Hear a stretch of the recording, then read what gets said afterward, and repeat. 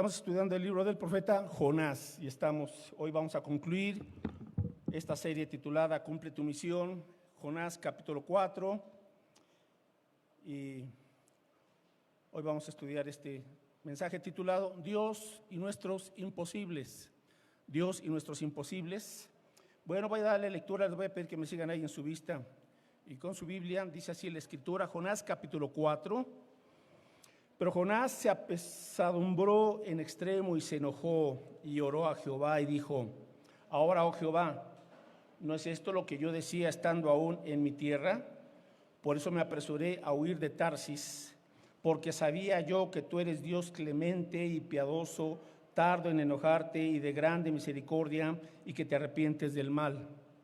Ahora pues, oh Jehová, te ruego que me quites la vida, porque mejor me es la muerte que la vida. Y Jehová le dijo: ¿haces tú bien en enojarte tanto?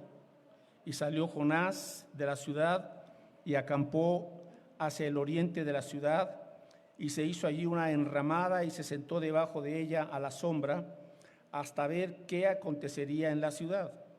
Y preparó Jehová Dios una calabacera, la cual creció sobre Jonás, para que hiciese sombra sobre su cabeza y le librase de su malestar, y Jonás se alegró grandemente por la calabacera. Pero al venir el alba del día siguiente, Dios preparó un gusano, el cual hirió la calabacera y se secó. Y aconteció que al salir el sol, preparó Dios un recio viento solano, y el sol hirió a Jonás en la cabeza y se desmayaba y deseaba la muerte, diciendo: mejor sería para mí la muerte que la vida. Entonces dijo Dios a Jonás: ¿te enojas tanto por la calabacera? Y respondió: mucho me enojo, hasta la muerte. Y dijo Jehová: ¿tuviste tu lástima de la calabacera, en la cual no trabajaste ni tú la hiciste crecer, que en espacio de una noche nació y en espacio de otra noche pereció? ¿Y no tendré yo piedad de Nínive, aquella gran ciudad donde hay más de 120,000 personas que no saben discernir entre su mano derecha y su mano izquierda, y muchos animales? Oramos. Padre, gracias por tu palabra, porque nos permites congregarnos en el día del Señor como iglesia y exaltar tu nombre y agradecerte la vida, todas las bendiciones, la salud y el privilegio de poder exaltarte como familia, como iglesia, a quienes tú nos has llamado, Señor, para glorificarte, para darte siempre el primer lugar sobre todas las cosas, pues tú lo mereces, Padre Santo. Permítenos entender que vivimos para tu gloria, y también, Señor, podamos entender y creer que para ti no hay nada imposible, que nuestros imposibles, Señor, tú los puedes volver posibles si está en tu voluntad soberana. Bendícenos, rogamos también que limpies, por favor, nuestros corazones, quites todo pecado, Señor, para que tu Espíritu Santo nos llene y podamos de esta manera estar en una comunión plena contigo. Lo rogamos en el nombre de Jesús. Amén. Bueno, mis hermanos, entonces, Dios y nuestros imposibles. Bueno, nos enfrentamos con mucha frecuencia a los seres humanos con una serie de imposibilidades, y la verdad de muchas de esas cosas que están fuera de nuestro alcance, fuera de nuestras manos, pero cuando vamos a la Biblia nos damos cuenta de que Dios hace posible lo que es imposible para el hombre. Dios hace posible lo que es imposible para el hombre. Y en este último capítulo, el capítulo 4, vamos a ver, bueno, y a través de hacer un resumen de este libro de Jonás, que hay por lo menos 5 imposibles que Dios hizo posibles aquí en la vida de este profeta llamado Jonás. En primer lugar, Dios hace posible lo que es imposible para el hombre. Ahora, ¿qué es lo que es imposible para el hombre? En primer lugar, ganarse la salvación. Es imposible. El que uno pueda ser salvo por sus propios méritos es imposible. El que uno pueda pretender ganarse la salvación, ser merecedor de la salvación, es imposible.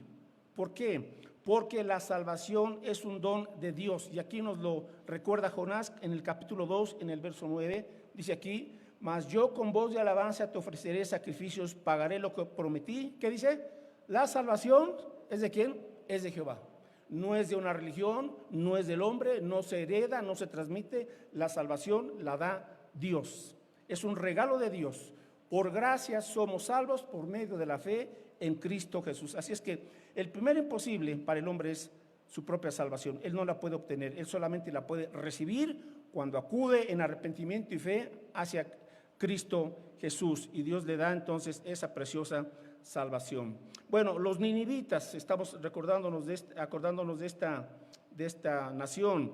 Era un pueblo violento, cruel, depravado, y a sus enemigos simple y sencillamente pues les hacía lo peor, ¿verdad? Entonces, cuando Dios envía al profeta Jonás para que les predique, pues obviamente que Jonás tenía o miedo o tenía resentimiento o rencor o venganza contra este imperio que era tan cruel, ¿verdad? Y tratamos de entender a Jonás, pero no era pretexto para que no fuera a obedecer lo que Dios le estaba indicando. Así es que en este contexto es que nosotros podemos entender que Dios envía al profeta Jonás para llevarles un mensaje de salvación, de advertencia, dándoles una oportunidad a los ninivitas para que se arrepintieran de sus pecados. Es decir, Dios le da al hombre la salvación por gracia, para que el hombre no vaya a la condenación eterna. Es lo que tenemos nosotros también que entender, la importancia de la salvación. Solamente dos destinos hay, el cielo o el infierno, y por causa del pecado el hombre merece la condenación eterna a menos que venga a Cristo Jesús. Bueno, Jonás era un hombre, un creyente judío, un profeta, pero era duro. ¿Y qué esperaba Jonás? Juicio. Porque después de que él anuncia el mensaje de Dios y la nación se arrepiente, vemos en el capítulo 4 y en el versículo 5, cómo Jonás, cuando cumple su cometido, sale de Nínive y está en las afueras de la ciudad y se hace una enramada y estaba esperando ahí. ¿Qué estaba esperando Jonás? Pues aún un juicio, dice, ojalá y que, en otras palabras, ¿verdad?, que sean consumidos, porque no puedo yo entender ni soportar que se hayan arrepentido. Bueno, así era este profeta Jonás, algo increíble, ¿verdad? Estaba esperando a ver a qué horas, a lo mejor sí caía efectivamente el juicio de Dios, pero mis hermanos, Dios no es como los hombres, ¿verdad? Él es misericordioso. Nosotros a veces somos muy duros y juzgamos a la gente, pero pues Dios es muy diferente. Él es un Dios compasivo. Así como Cristo fue compasivo. Busque por favor Mateo 9:36. Ahorita regresamos a Jonás. Mateo 9:36. Se nos olvida, mis hermanos, que ¿cómo vemos nosotros a la gente? A veces vemos a las personas como un estorbo, ¿verdad? Vemos a la gente como que simple y sencillamente nos molesta en ocasiones, ¿verdad? Pero Jesús, cuando se movía también a nivel personal o entre las multitudes, vea usted el punto de vista de Jesús, Mateo capítulo 9, en el versículo número 36. Mateo 9:36 dice aquí, Jesús, al ver las multitudes, tuvo que compasión de ellas, porque estaban desamparadas y dispersas como ovejas que no tienen pastor. Entonces dijo a sus discípulos, a la verdad, la mies es mucha, mas los obreros pocos. Rogad pues al Señor de la mies que envíe obreros a su mies. Qué actitud tan diferente la de Jesús a la de Jonás, ¿verdad? Mientras para Jonás eran una molestia, pues como yo ya, ¿verdad? Un creyente, un judío de raza, de estirpe pura, ¿verdad? Hijo de Abraham, etcétera. Pues voy a ir con estos pecadores perversos que son los ninivitas. Pues Jesús vino a esta gente perversa que somos nosotros, ¿verdad? Corrompidos y pecadores, y tuvo compasión de usted y de mí. Se acercó a nosotros, dio su vida en la cruz del Calvario, y no solamente eso, sino Jesús miró a futuro y también él dijo, oren para que el Padre envíe obreros para su mies, porque la mies es mucha, mas los obreros pocos. Hermanos, ¿cuánta gente no hemos alcanzado para Cristo todavía? Multitudes. Entonces, como iglesia, tenemos que estar orando para que Dios levante a la iglesia, pero también Dios levante gente que se va a dedicar para abrir obra nueva. Y eso lo dije desde el primer mensaje. Tenemos un compromiso y que Dios levante y mueva corazones para que envíe a alguien e inicie obra nueva. Ok, entonces, en primer lugar, Dios hace posible lo que es imposible para el hombre, en este caso, dar la salvación. Número 2, Dios usó a un profeta imposible para que cumpliera la misión de Dios. Dios usó a un profeta imposible para que cumpliera su misión. Ahora, recordemos, Jonás era un religioso, obviamente era profeta, pero era un religioso difícil, egoísta, terco, insensible e iracundo. Vaya, yo me pregunto, ¿qué junta misionera ahora en las iglesias? Porque hay juntas misioneras que se dedican a estar alistando y reclutando misioneros. ¿Quién podría sugerir a Jonás para ser un misionero con este perfil? A ver, Tu teología, Jonás. Jonás tenía buena teología, y ahorita regreso a este punto. ¿Qué significa la teología? Que Jonás tenía el conocimiento doctrinal necesario.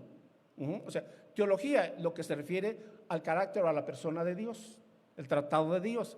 Ahora, por ejemplo, porque cuando Jonás dice, y está hablando con Dios, ¿verdad? Señor, por eso me apresuré, en Jonás 4:1, por eso me apresuré a huir a Tarsis, porque yo sabía, observe, yo sabía que tú eres Dios. O sea, él tenía una buena teología, una buena doctrina, una buena enseñanza. Yo sabía que tú eres Dios clemente y piadoso, tardo en enojarte y de grande en misericordia, y que te arrepientes del mal.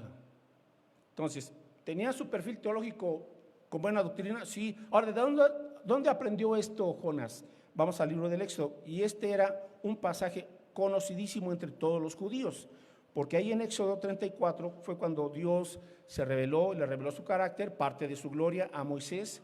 Y dice Éxodo 34 del 5 al 7, cuando Moisés le dice, Señor, muéstrame tu gloria, y el Señor pues solamente le muestra sus espaldas, está hablando metafóricamente, ¿verdad?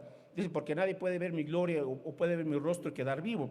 Entonces, en Éxodo 34, versículos del 5 al 7, dice aquí, y Jehová descendió en la nube y estuvo allí con él, o sea, con Moisés, proclamando el nombre de Jehová. Y pasando Jehová por delante de él, proclamó, Jehová, Jehová, fuerte, misericordioso y piadoso, tardo para la ira y grande en misericordia y verdad, que guarda misericordia a millares, que perdona la iniquidad, la rebelión y el pecado, y que de ningún modo tendrá por inocente al malvado, que visita la iniquidad de los padres sobre los hijos y sobre los hijos de los hijos hasta la tercera y cuarta generación. Entonces Moisés, apresurándose, bajó la cabeza hacia el suelo y adoró.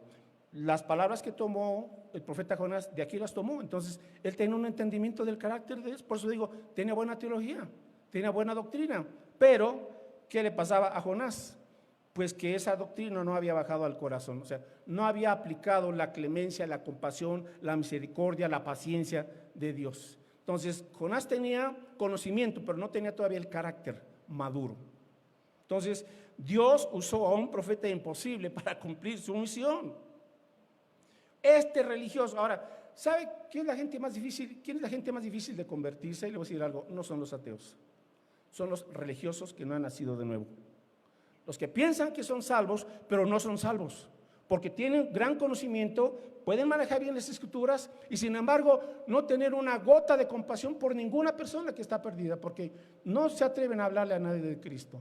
Es una molestia, qué barbaridad, qué van a pensar, y si me rechaza, y si me dice que no, etcétera, etcétera. Entonces, mis hermanos, la gente más difícil de convertir es la gente religiosa, no los ateos, aunque esto les sorprenda, y así es. Entonces, este profeta imposible que era Jonás, pues Dios lo usó para mostrarle, Jonás, necesitas dejar de ser religioso y necesitas llenarte de mi gracia y de mi compasión para ser un auténtico creyente, porque quien es alcanzado por la gracia de Dios no puede permanecer en esa dureza, en esa insensibilidad y en esa terquedad y en ese enojo y en ese egoísmo. Así era el profeta Jonás.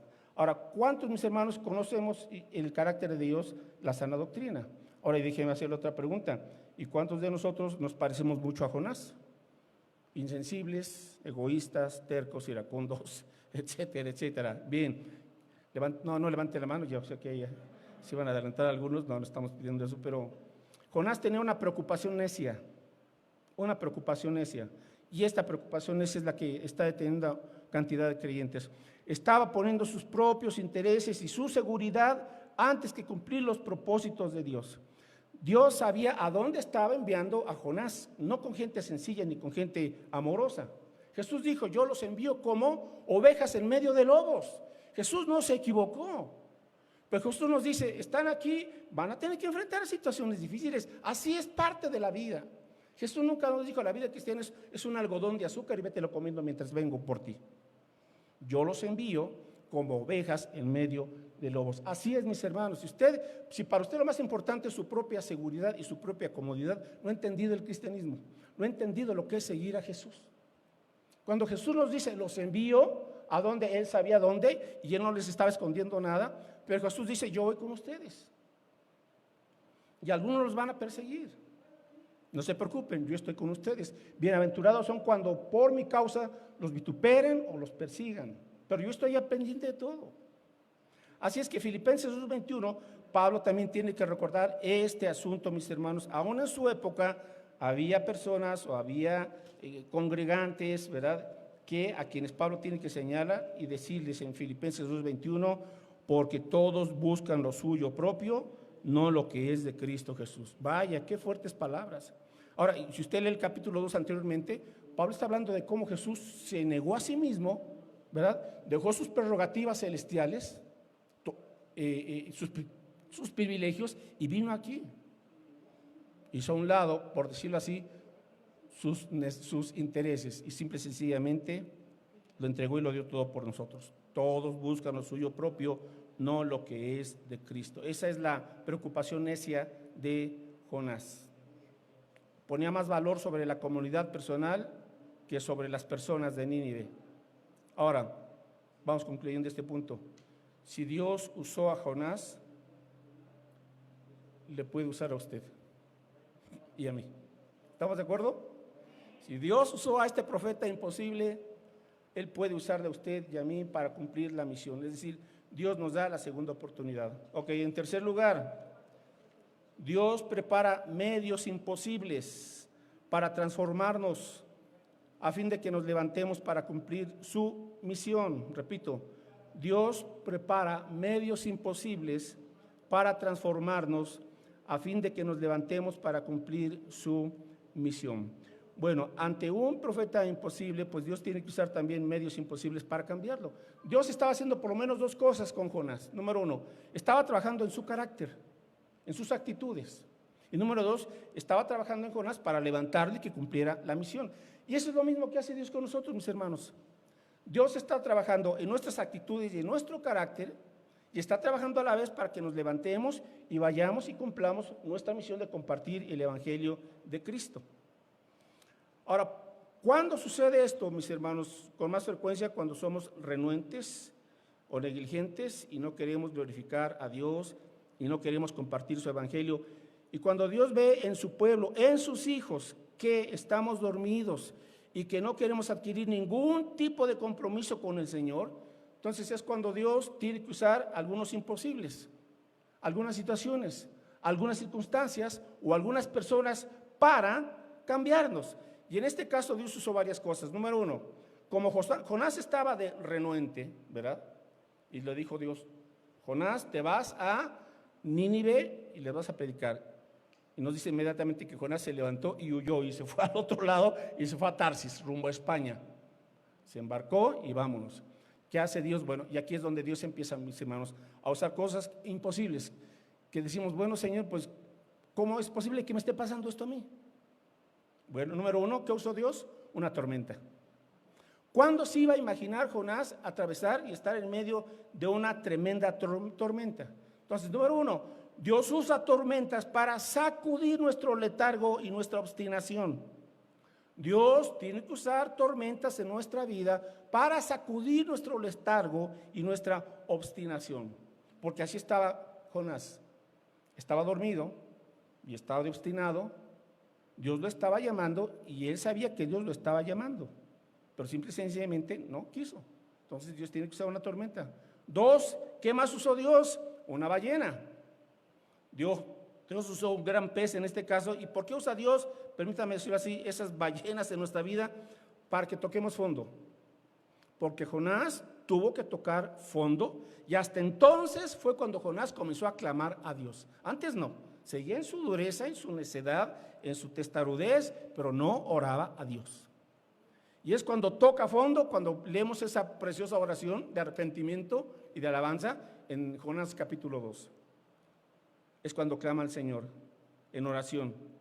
Dios tiene que usar esas grandes ballenas para que, mis hermanos, una vez más, clamemos a Dios fervientemente. Dejemos esas oraciones tibias, a veces ni son oraciones.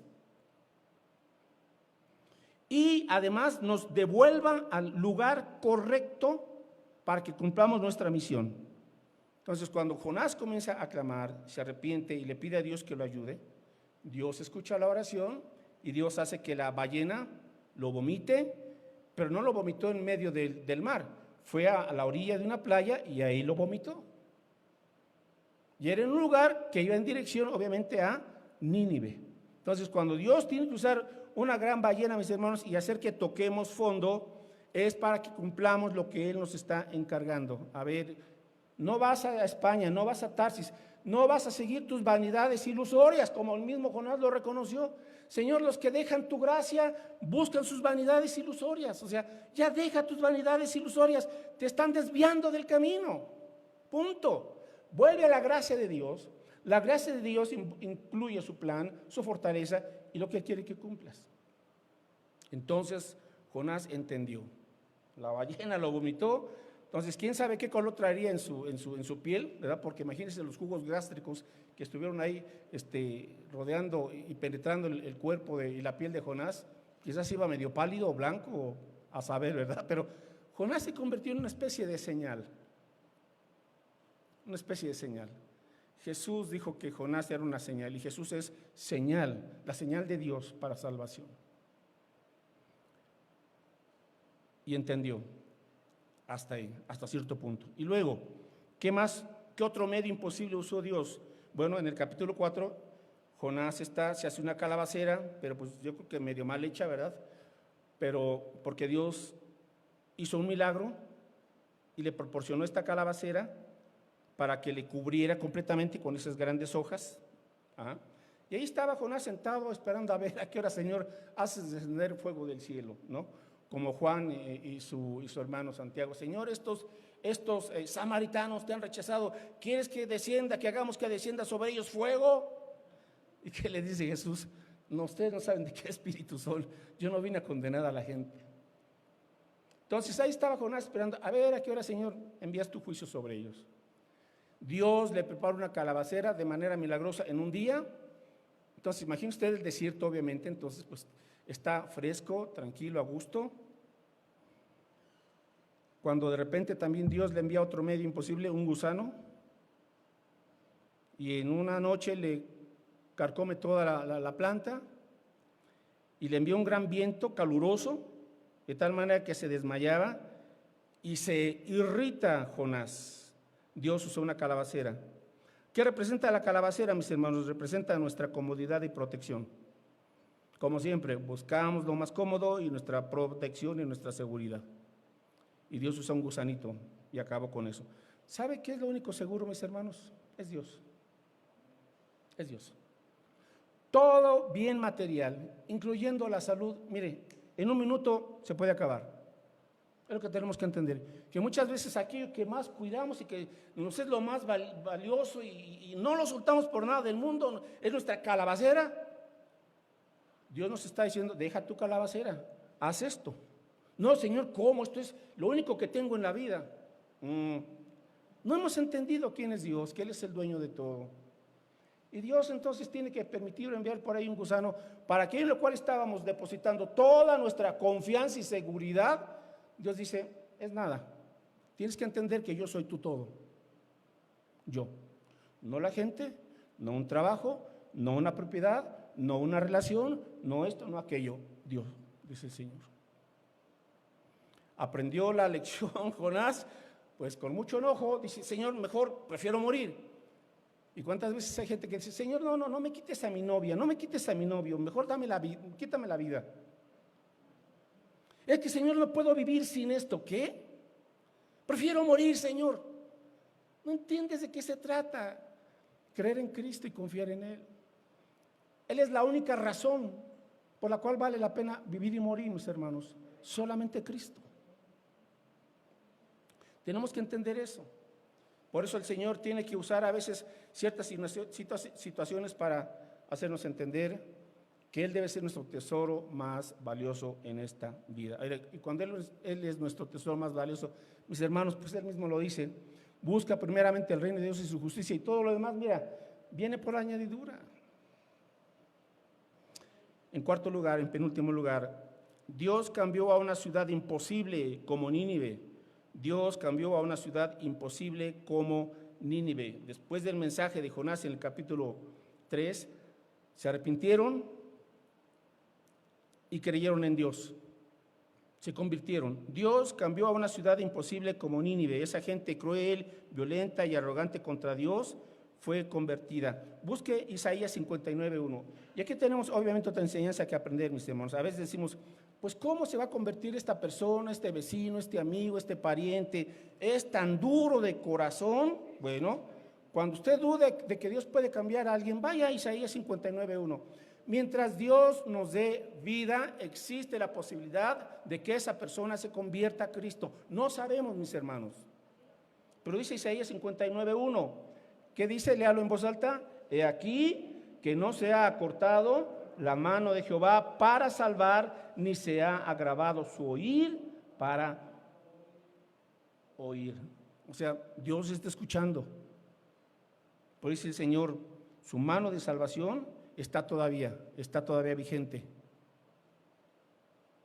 Si los ninivitas se convirtieron, mis hermanos, ahora póngale ahí, ¿qué nombre puede usted anotar ahí? Si Dios pudo cambiar a Nínive, puede cambiar a... Ahí póngale el nombre, los nombres que usted guste. Si Dios cambió a esos ninivitas arrogantes, crueles y violentos, Dios puede cambiar hoy también a... Pero tenemos que orar y tenemos que cumplir nuestra parte, nuestra misión. ¿Quién salva? ¿Quién transforma? El Espíritu Santo de Dios. Pero nosotros, como Jonás, tenemos que anunciar el mensaje. Y los resultados están en las manos del Señor. Y finalmente, Dios produjo resultados imposibles. Dios produjo resultados imposibles. Según Jonás 4, versículo 11, ¿cuántas personas se salvaron? ¿Cuántas? Ahí está el número. Jonás 4:11, ¿cuántos se salvaron? ¿Cuántas? A ver, léale. No le voy a dar la respuesta. Ok, 120,000. ¿Qué le parece? El más grande avivamiento en el Antiguo Testamento. El más grande avivamiento. 120,000 personas se convirtieron. A pesar de un profeta imposible, a pesar de la dureza de los ninivitas, a pesar de lo que sea, Dios produce resultados imposibles porque esa es su especialidad. La palabra de Dios, cuando nosotros compartimos la palabra tiene el poder porque es más cortante que toda espada de dos filos y es poderosa para cambiar a la gente, para transformarla, para darle salvación, para quebrantar el corazón más duro, como dice Jeremías, que su palabra quebranta el corazón que es como piedra y es como fuego, enciende y purifica. Así es la palabra de Dios, mis hermanos. Así es que mediante esta predicación se convirtieron. Si Dios produjo un avivamiento en el Antiguo Testamento, hoy puede hacerlo también en la vida de usted y en mi vida y en la de los que nos rodean, mis hermanos. Conclusión, tenemos que aprovechar la segunda oportunidad que Dios nos está dando. Recuerde, Dios le dio una segunda oportunidad a Jonás para cumplir su misión, la aprovechó. Dios le dijo, levántate por segunda ocasión y comienza. Entonces Jonás obedeció. Y mis hermanos, en segundo lugar, tenemos que confiar en que Dios seguirá haciendo posible lo que es imposible para usted y para mí. Dios seguirá haciendo posible lo que es imposible para usted y para mí. ¿Qué nos corresponde? Sencillamente obedecer. Sencillo, obedecer. Los cambios le corresponden a Dios, pero Dios no hará lo que nos corresponde a nosotros. ¿Qué me toca a mí? Obedecer y confiar en Él. ¿Qué le toca a Dios? Hacer posible lo imposible. ¿Qué hará usted al respecto? ¿Irá? ¿Cumplirá su misión? Bueno, pues amén. Yo espero que lo hagamos todos y lo hagamos, mis hermanos, no mañana, sino que comencemos hoy. Oramos. Padre, te damos muchas gracias por tu palabra. Gracias, Señor, por los imposibles, los cuales tú transformas como algo posible, porque nos permiten ver tu grandeza, tu sabiduría, tu soberanía, que para ti no hay nada difícil ni nada imposible. Pero a veces, Señor, en nuestra incredulidad, en nuestra comodidad, en nuestro egoísmo, no queremos, Señor, salir de esa zona fácil. No queremos que nuestra fe se incomode, perdónanos por ello. Porque tú, Señor, precisamente nos mandas a hacer cosas imposibles, pero que son posibles para ti, porque eres tú quien produce tanto el querer como el hacer en nosotros por tu buena voluntad, porque para ti es toda la honra y la gloria, Señor. De tal manera que cuando confiamos y te obedecemos, Señor, tú manifiestas tu grandeza en maneras que no nos habíamos imaginado.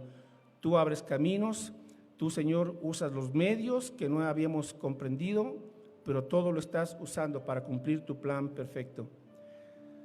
Mi Dios, si tú usaste a un profeta imposible y difícil como Jonás, de seguro que puedes usarnos a nosotros, Señor, porque ahora nosotros conocemos tu evangelio, ese nuevo pacto, conocemos de la compasión tan grande de Jesucristo, del amor que Él tuvo y del sacrificio que pagó en la cruz del Calvario, Señor. ¿Cómo podremos nosotros negarnos a hacer nuestra parte para que tu misión se cumpla, Señor? Perdónanos también por a veces posponer, por eludir, por no querer asumir, Señor, el costo y el compromiso. Pero Padre Santo, tú nos das la fortaleza, tú nos das el poder de tu Espíritu Santo, a fin de que podamos, Señor, cumplir esta preciosa misión que es llevar tu evangelio a los que no te conocen, que es vivir tu evangelio en nuestro propio hogar, en el trabajo, en todas partes. Tu evangelio transformador, tus buenas noticias, que Cristo es nuestro amado Señor y Salvador. Padre, sé con tu iglesia y queremos pedirte muy especialmente en esta tarde. Sin duda alguna, Señor, que tú tienes aquí siervos y siervas, pero especialmente varones a quienes estás llamando, Señor, para abrir obra nueva. Oramos que tú les levantes, que tu Espíritu Santo sensibilice sus corazones, para que ellos, Señor, vayan y anuncien tu evangelio. Oramos por sus esposas, para que ellas también les apoyen, para que puedan, Señor, confiar en ti, en que si tú estás llamando a sus esposos, ellas puedan apoyarles, puedan, Señor, estar con ellos en todo tiempo. Tú eres el dueño de la mies, la obra es mucha, la mies es mucha, los obreros siguen siendo pocos. Te rogamos, Señor, que envíes obreros a tu mies. Usa al renuevo para cumplir la gran comisión. Nos ponemos en tus manos, Padre Santo, en el nombre de Jesús. Amén, Señor.